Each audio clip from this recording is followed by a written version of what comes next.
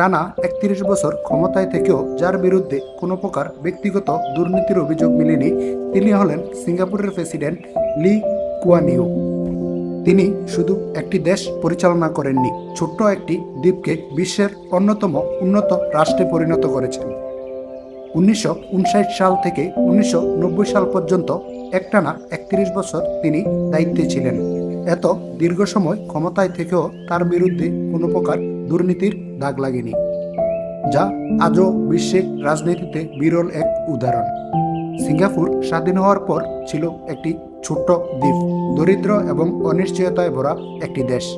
প্রাকৃতিক সম্পদ বলতে কিছুই ছিল না বড় কোনো সুযোগও।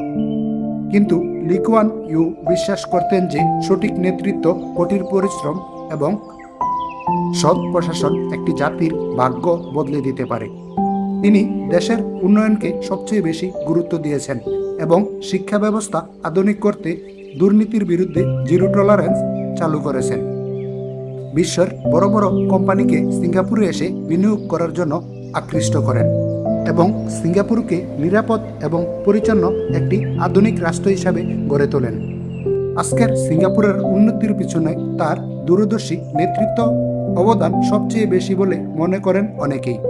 লি কুয়ান ইউ প্রমাণ করে গেছেন যে একজন সৎ, দক্ষ এবং দেশপ্রেমিক নেতা চাইলেই পুরো জাতির ভবিষ্যৎ বদলে দিতে পারে।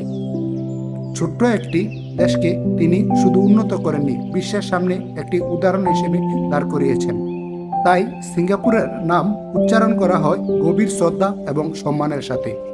বিশ্বের মধ্যে বর্তমানে এমন নেতা খুঁজে পাওয়াই খুবই বিরল।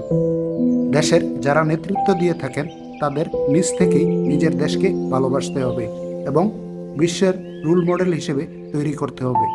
সিঙ্গাপুরের দিকে তাকালেই বুঝতে পারবেন। সিঙ্গাপুরের আরও বিভিন্ন তথ্য জানতে আমার পাশে থাকুন।